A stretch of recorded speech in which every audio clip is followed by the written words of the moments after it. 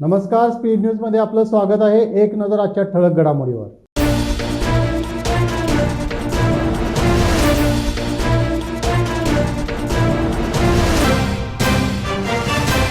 कोल्हापुरात सर्वत्र अतिवृष्टी सदृश्य पाऊस। पंचगंगा नदीने इशारा पातळी ओलांडली, 107 बंधारे पाण्याखाली। अतिवृष्टी सदृश्य पावसामुळे सुरक्षित ठिकाणी स्थलांतरित होऊन प्रशासनाला सहकार्य करावे, पालकमंत्री सतेज पाटील यांचे आवाहन। कोल्हापूर जिल्ह्यात 23 जुलैला ऑरेंज अलर्ट, नागरिकांना सावधानतेचा इशारा। आणि अतिवृष्टीमुळे कोल्हापुरातील जनजीवन विस्कळीत, रामानंद नगरातील सुमारे 150हून अधिक घरात पाणी। बातमीपत्रात आपलं पुन्हा एकदा स्वागत। कोल्हापुरात सर्वत्र अतिवृष्टी सदृश्य पाऊस पडत आहे। जिल्ह्यातील धरण क्षेत्रात साधारणतः 150 मिलीमीटर पाऊस झाल्याने धरणाच्या पाणीसाठ्यात झपाट्याने वाढ झाली आहे। मुक्त पाणलोट क्षेत्रात देखील अतिवृष्टी झाल्याने पंचगंगा नदीच्या पाणी पातळीत वाढ झाली आहे। गुरुवारी राजाराम बंधाऱ्याची इशारा पातळी 39 फूट गाठली। ती वाढत असून हवामान खात्याने अलर्ट जारी केलाय। उद्या शुक्रवारी पहाटेपर्यंत धोका पातळी 43 फूट गाठण्याची शक्यता आहे। कोल्हापूर शहरासह जिल्ह्यातील 98 बंधारे पाण्याखाली गेलेत, तर अनेक मार्गावर पाणी आल्याने गावांचा संपर्क तुटला आहे। आपत्कालीन परिस्थितीचा सामना करण्यासाठी एनडीआरची टीम कोल्हापुरात दाखल झाली। कोल्हापूर जिल्ह्यात बुधवारी रात्रभर झालेल्या पावसामुळे अनेक ठिकाणी पाणी साचले आहे। कोल्हापूर गगनबावडा रस्त्यावर मांडुकलीजवळ पाणी साचल्याने वाहतूक ठप्प झाली आहे। हवामान खात्याने कोल्हापूर जिल्ह्यात 2 दिवस अतिवृष्टी होईल असा अंदाज व्यक्त केला होता।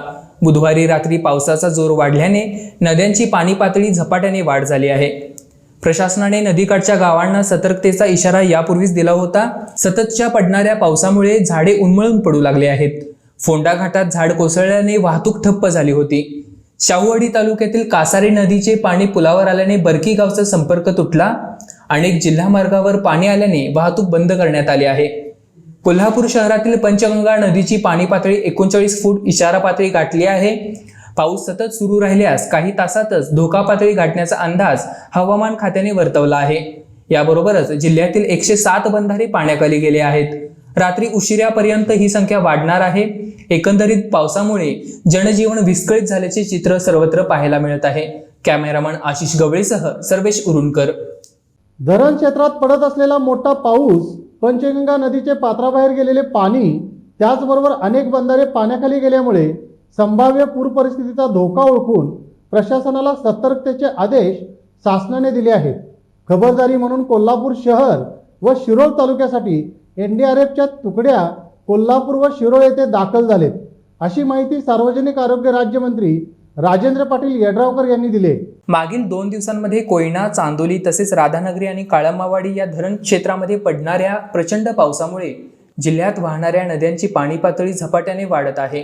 या पार्श्वभूमीवर गुरुवारी राज्याचे जलसंपदा मंत्री जयंत पाटील, पाटबंधारे विभागाचे महाराष्ट्र शासनाचे मुख्य सचिव विजय गौतम, पाटबंधारे विभागाचे पुणे विभागाचे अभियंता गुणाले तसेच कर्नाटक पाटबंधारा विभागाचे कार्यकारी अभियंता सी.डी. पाटील यांच्याशी भ्रमणध्वनीवरून संपर्क साधून संभाव्य पूर परिस्थिती आणि उपाययोजना याबाबत आपण चर्चा केली असल्याचे राज्यमंत्री यड्रावकर यांनी सांगितले।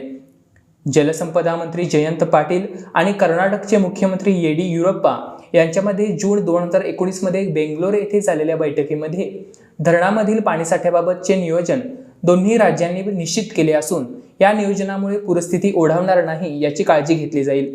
याबाबतच्या सूचना कर्नाटक व महाराष्ट्र राज्याचे पाटबंधारे विभागाला दिल्या असल्याचे राज्यमंत्री यड्रावकर यांनी सांगितले। सध्या अलमट्टी धरणामधून 97,000 क्युसेक्स पाण्याचा विसर्ग सुरू आहे। कोयना धरणाच्या पाणीसाठ्यात झपाट्याने वाढ होत असून गुरुवारपासून कोयना धरणातून 11,000 क्युसेक्सने पाणी नदीपात्रात विसर्ग केले जाणार आहे। त्यामुळे कृष्णा काठावरील नागरिकांनी सतर्क राहावे असे आवाहन सार्वजनिक आरोग्य मंत्री राजेंद्र पाटील यड्रावकर यांनी केलं आहे।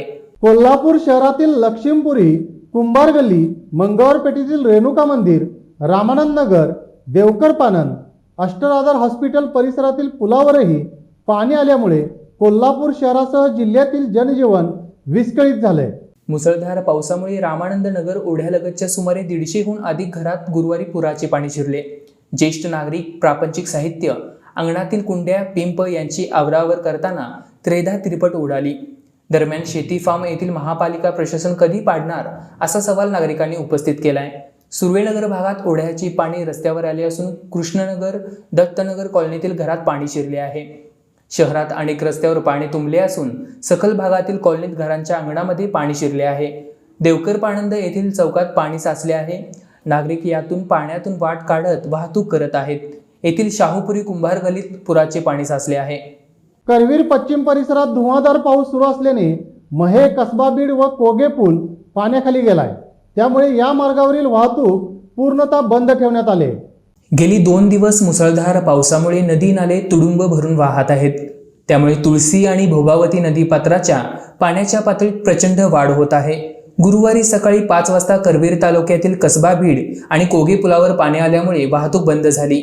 महे कसबा बीड दरम्यान पुलावरून होणाऱ्या जवळपास 25 गावांचा संपर्क तुटला असून कोगे कुडित्रे आणि कसबा बीड महे या दरम्यान दोन्ही पुलावर पाणी आल्याने वाहतूक बंद झाली आहे।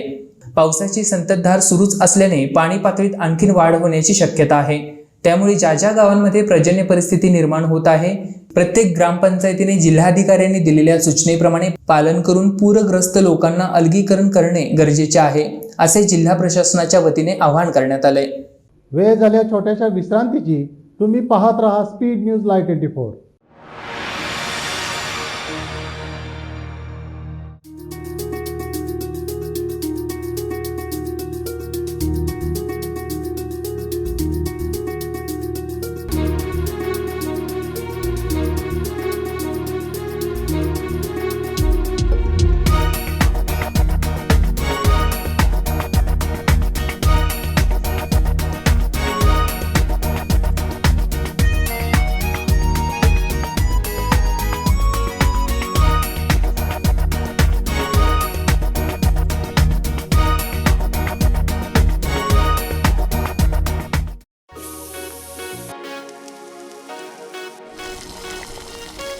खमंग सुगंध चहुबाजू फिरी खवय्ये गिरी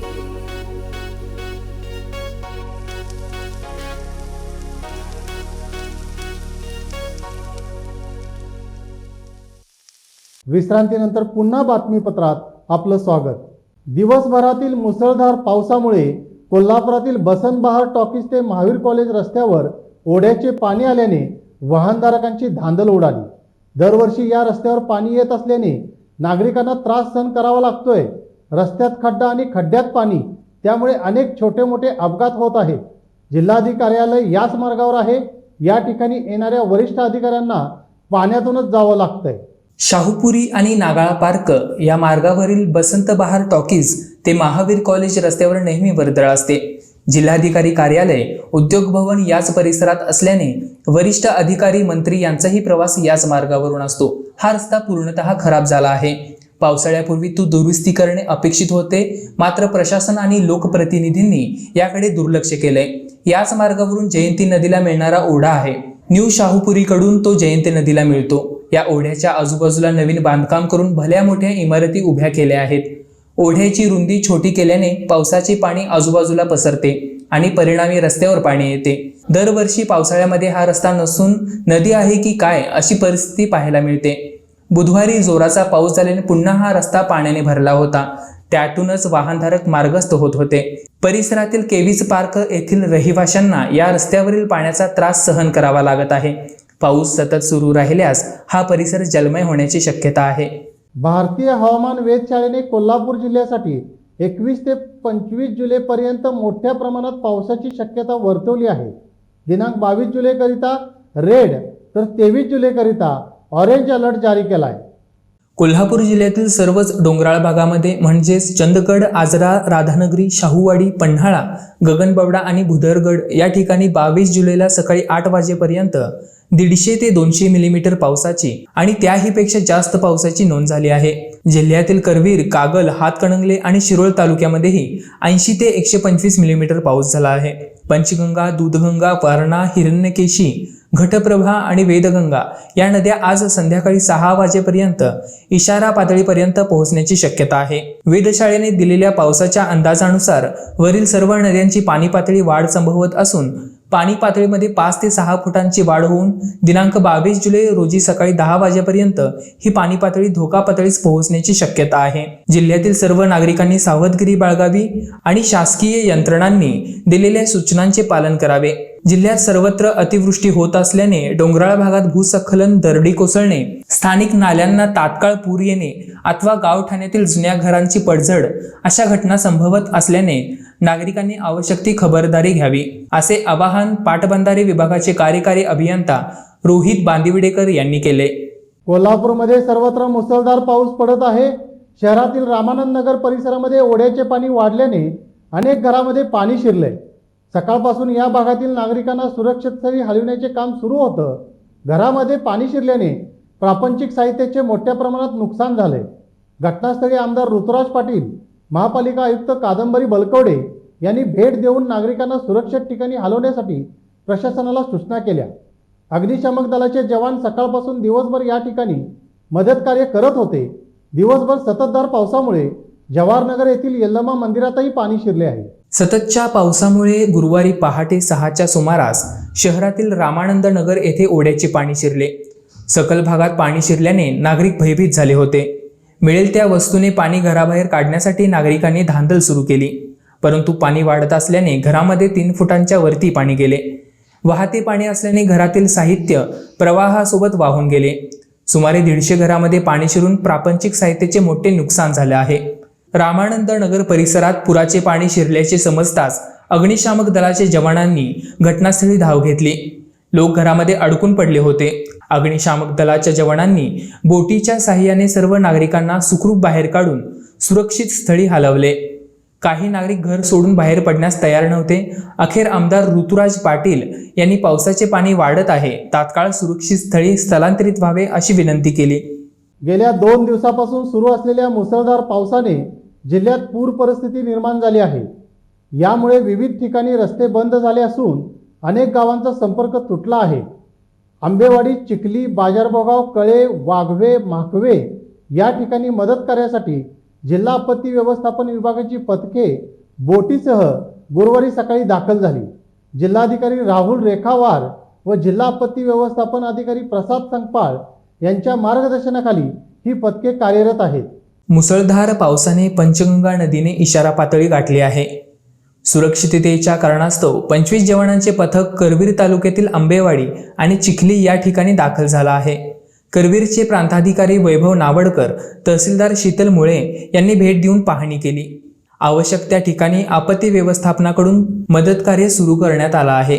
आजरा तालुक्यातील उत्तूर परिसरात गेल्या 2 दिवसापासून अतिवृष्टी होत आहे। येथील माजी उपसरपंच संजय उत्तूरकर यांच्या ओंकार पोल्ट्री फार्ममध्ये अतिवृष्टीने जवळील ओढ्याचे पाणी घुसल्याने 3000 कोंबड्याची पिल्ली दगावली। यामध्ये उत्तूरकर यांचे सुमारे 2 लाख रुपयांचं नुकसान झालंय। उत्तूर चव्हाणवाडी रस्त्याला तुरुक नाल्याजवळ उत्तूरकर यांचे शेत आहे। या ठिकाणी त्यांनी पोल्ट्री फार्म उभा केला आहे। त्यांनी पहिल्यांदा 7 दिवस वयाची 3000 कोंबड्यांची पिल्ली ठेवली होती। 2 दिवसांपासून या परिसरात अतिवृष्टी सुरू असून त्यामुळे ओढ्याचे पाणी पोल्ट्रीत घुसले आणि या ठिकाणी ठेवलेली पिल्ली यांचा बुडून मृत्यू झाला।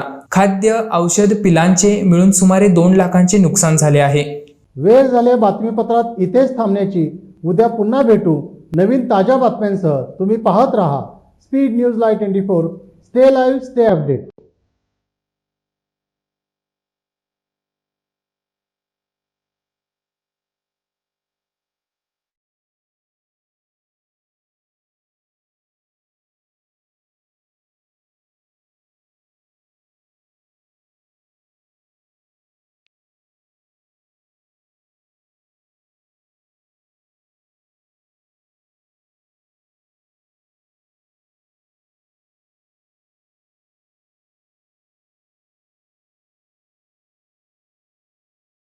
तर अशाच ताज्या अपडेट्ससाठी स्पीड न्यूज लाईव्ह 24 चॅनेलला सबस्क्राईब करा आणि बेल आयकॉनवर प्रेस करा।